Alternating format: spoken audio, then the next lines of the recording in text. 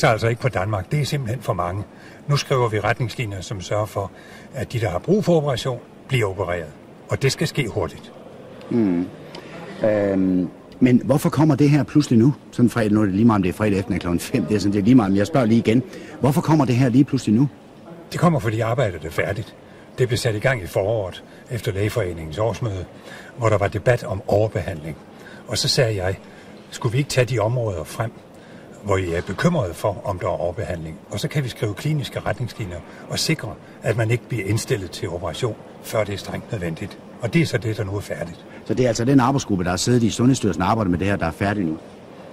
Eller hvad er det for et arbejde, du taler om, der er færdigt? Du må spørge Sundhedsstyrelsen om, hvordan det er gået til. Jeg har fået en indstilling, som er lægefagligt begrundet. Det er den, jeg handler ud fra. Og hvem har givet dig den indstilling? Jamen, den har jeg da fået fra Sundhedsstyrelsen, selvfølgelig.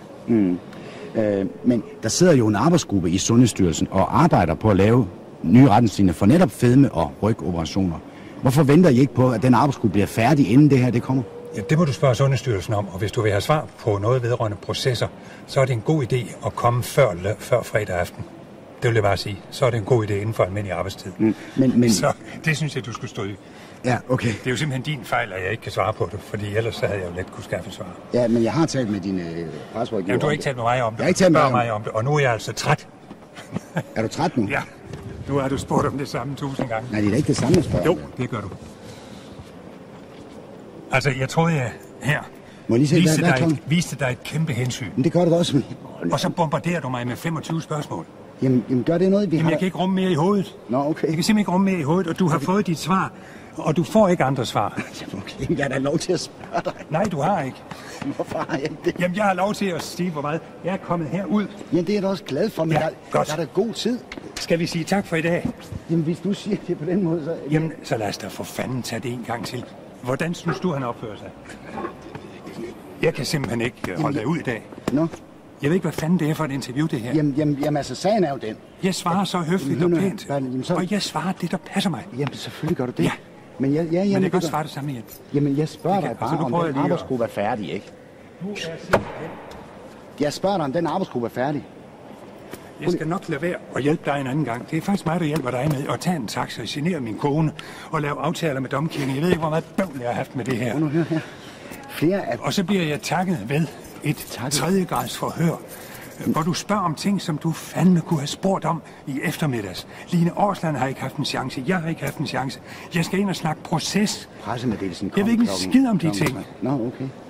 Nej, men så kan du da ringe og sige, at du vil vide noget om det, så kan vi skaffe dig at vide. Jamen altså... Jeg troede, vi skulle snakke om fedmeoperationer. Men det har vi da snakket om. Du har da sagt, du er der kommet af med alle dine budskaber. Nu har jeg nogle ekstra spørgsmål, og så bliver du sur på mig, fordi jeg har det. Ja, for du spørger om proces. Jeg spørger om, hvorfor du ikke venter på arbejdsgruppe. Fredag aften. Jeg spørger, hvorfor du ikke venter på arbejdsgruppe. Jeg anede ikke, der var en arbejdsgruppe. Nå. Så kan jeg ikke svare på, hvorfor der er nogen, der ikke har ventet på den. Det er der et skide godt svar på. Jamen, jeg har da spurgt Line om det. Jeg har da snakket med Line om det. Jeg kender ikke den arbejdsgruppe. Jamen, jeg har da snakket med Line om det for en time siden og 2 timer siden. Jeg kender det ikke. Jeg vidste jo ikke, jeg skulle herud. Men hvorfor har hun ikke briefet dig så? Ved du hvad? Nu er det fandme nok. Nu er jeg sur. Nu er jeg simpelthen sur. Nu er det fandme nok. Jeg kender ikke den arbejdsgruppe. Nå, altså. Det kan jeg jo ikke gøre for. Jeg ved ikke en skid om den arbejdsgruppe. Jeg troede, vi skulle snakke om sagen. Men det har vi da også gjort. Ja, godt. Så er vi færdige. Hvis ikke du vil længere, så er vi færdige. Jamen, jeg kender ikke den arbejdsgruppe. Nej, men så må du svare det, altså. Det som de... Det har jeg lige gjort. Det har jeg lige gjort. Jeg sagde, hvis du vil vide noget om processen. Men okay. Jamen altså, det er jo dig, der hersker. Jeg hersker du bestemmer. Skid. Jeg bestemmer dig skid. Ja, Jacob Skummager, du er kong Salomon. Værsgo. Du har magten. Du kan svine mig til. Jeg har da ikke... Og det kan jeg mærke, du vil. Det vil så jeg. spørg. Prøv lige her.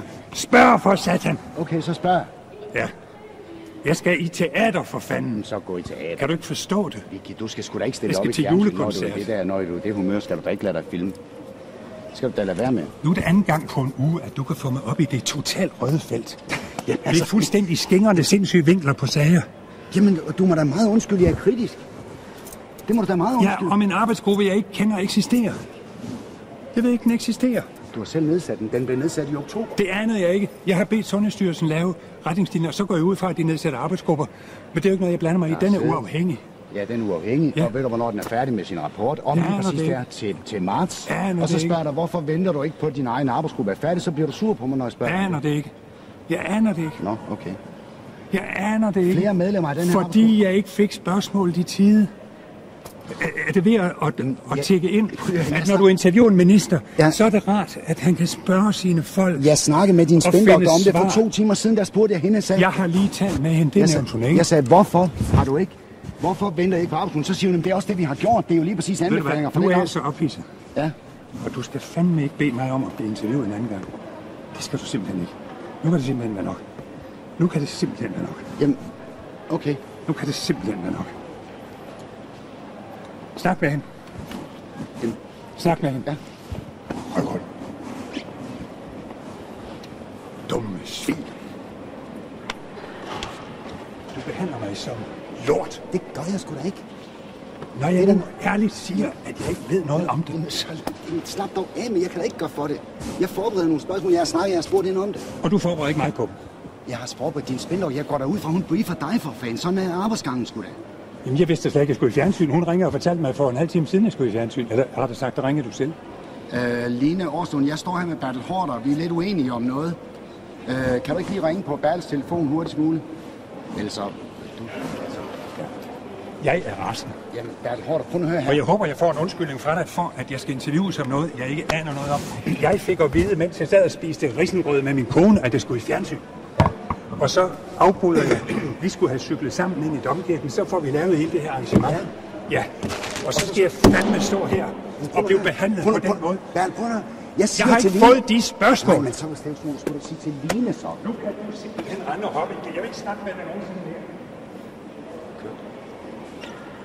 Og jeg klager over det. Jeg klager over det. Det kan simpelthen ikke passe. Man skal svine sig på den måde.